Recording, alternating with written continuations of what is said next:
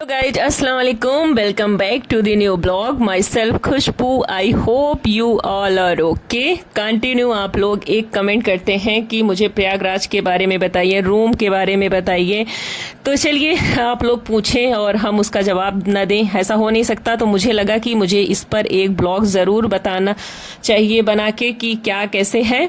तो चलें बात करते हैं कि प्रयागराज में मंथली खर्चा, room rent, area, location, distance, single room, ये सब कैसे, कितने का और कितने डिस्टेंस पे, कौन सा एरिया सबसे बेस्ट है, स्टूडेंट सबसे ज़्यादा कहाँ रहते हैं और रहने के लिए कौन सा एरिया सबसे बढ़िया है जहाँ पे मार्केट वगैरह भी, कोचिंग एंड लाइब्रेरी वगैरह ज़्यादा दूर ना हो। तो आज हम बात करेंगे, कुछ लोगों ने पूछा था कि सीएमपी कॉलेज में हमने एडमिशन लिया है तो वहाँ के आसपास की लोकेशन बताइए कि हमें कहाँ पे ज़्यादा बेटर होगा रूम लेने के लिए। तो ये जो सीएमपी डिग्री कॉलेज है ये एमजी मार्ग यानी कि जॉर्ज टाउन के पास है। तो यहाँ से अगर डिस्टेंस की बात करें तो अगर आप बेली के आसपास में लेंगे तो ये 5 किलोमीटर के समथिंग में पड़ेगा, और सिविल लाइंस में लेंगे तो 3 किलोमीटर, इलाहाबाद यूनिवर्सिटी के आसपास में लेंगे तो 2.5 किलोमीटर आसपास में ऐसे पड़ेगा, जहां से आपको ज़्यादा बेटर लगे। देखिए रूम जो है, एरिया और ये लोकेशन की जो आप लोग बात करते हैं, देखिए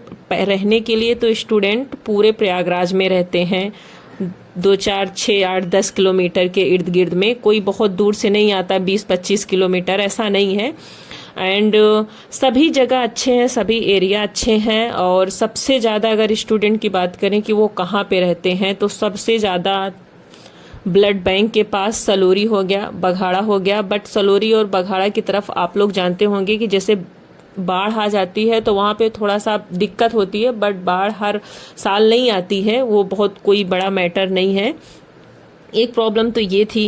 एंड सेकेंड ये थी कि कटरा में अगर मुझे रूम लेना है तो कटरा में क्या रेंट है। तो कटरा में जैसे रूम होगा वैसे फैसिलिटी होगी, तो उसी हिसाब से रूम, और ये जो रूम होता है ये लोकेशन के हिसाब से सस्ता और महंगा भी मिलता है। अगर आप कटरा में रूम लेंगे तो कटरा में रूम महंगे मिलेंगे, आप सिंगल भी लेंगे तो वो 3,035 रुपये। अगर मैं जैसे मैं बेली में रहती हूँ तो बेली की बात मैं बताऊँ तो बेली में 25 रुपये अगर आप सिंगल हैं और 3,000 तक।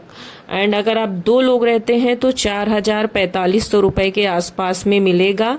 ये कोई बहुत बड़ी बात नहीं है। लेने के लिए आपको जहाँ बेटर लगे, जहाँ से आपकी कोचिंग, लाइब्रेरी नज़दीक हो, आपका कॉलेज नज़दीक हो, आप वहाँ से लें जहाँ से आपको ठीक लगे।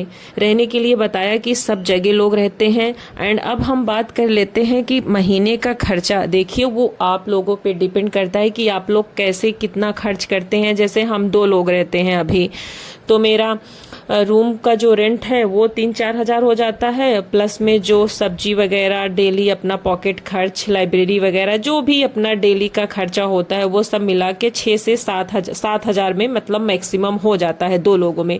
बाकी अगर आपको बहुत ज़्यादा खर्च करना है तो उसके लिए तो आपको ऐड करना ही पड़ेगा, क्योंकि फिर उतने से तो नहीं होगा।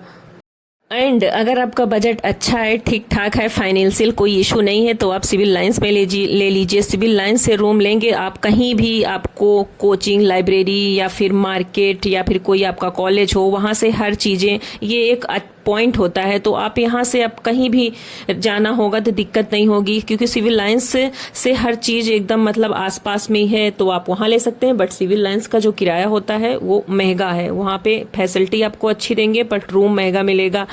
एंड बेली में भी ले सकते हैं, बेली अच्छी जगह है। बेली में हम 3-4 सालों से रह रहे हैं, बहुत अच्छे से, सेफ है, सिक्योर है, ठीक है एरिया, और बहुत ज़्यादा गंदगी भी नहीं है, माहौल भी बहुत अच्छा है, सुकून सा है, बहुत कोई चिल्लाहट नहीं होती है, शोर शराबा नहीं होता है।